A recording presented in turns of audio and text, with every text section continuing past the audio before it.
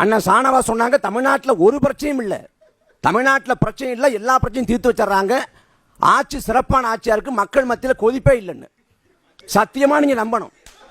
நம்பலனா பாஜக வந்து பூந்துரும், உங்க வீட்டுக்குள்ள பூந்துரும், ஜன்னல் வழியா பூந்துரும், எல்லா இடத்துலையும் பூந்துரும். கம்யூனிசம் சோசியலிசம் அப்படின்னா ஐயா ஸ்டாலின் பேசுறாங்க. என் பேரே ஸ்டாலின், ஏன்னா நான் ஒரு கம்யூனிஸ்டுங்கிறாங்க. நீங்க யோசிச்சு பாருங்க, ராஜா அண்ணாமலை மன்றத்தில் நிகழ்ச்சி, சோசியலிச கீபாவை மீட்போம் நிகழ்ச்சி, அதில் சிறப்பு அழைப்பாளர் ஐயா ஸ்டாலின். அங்கேருந்து 1.7 கிலோமீட்டர் இருக்கக்கூடிய ரிப்பன் மாளிகை வாசல்ல தனியார் மையம் கூடாது என்று சொல்லிட்டு தூய்மை பணியாளர்கள் 13 நாட்களா போராடுறாங்க. நீங்க கம்யூனிசம் சோசியலிசம் பேசுறீங்கல்ல, இந்த கம்யூனிசம் சோசியலிசம் எல்லாமே தனியார் மையத்துக்கு எதிரானது.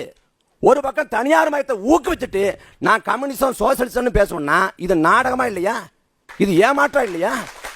வேங்க வயலில் நீதியை பெற்றுத்தராத நீங்கள், இயற்கை நீதியை பெற்றுத்தராத நீங்கள் சமூக நீதி என்று பேசுவது வெட்கக்கேடு இல்லையா?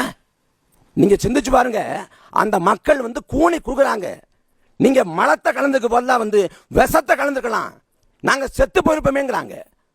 அந்த ஊருக்கு வேங்க வயலுக்கு போய் அந்த மக்களோட மக்களாக தரையில் உட்கார்ந்து அவங்க வீட்டில் ஒரு குடம் தண்ணியை வாங்கி அதை குடிச்சு நான் உங்களோடு இருக்கேன், இந்த அரசு உங்களோடு இருக்கும், தைரியமா இருங்கன்னு சொல்லிட்டு அந்த தீண்டாமை சுவர் போல சாதியத்தின் அடையாளமா இருக்கக்கூடிய அந்த தொட்டியை உடைச்சிட்டு நீங்க அங்க நின்று திராவிட மாடல் பேசியிருந்தா உங்களுக்கு தகுதி இருந்திருக்கும்.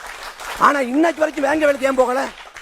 வேங்க வேலை சாதி சிக்கல் இல்லை, அங்க சாதிய வன்கொடுமை இல்லைன்னு ஊத்து முடிட்டாங்க.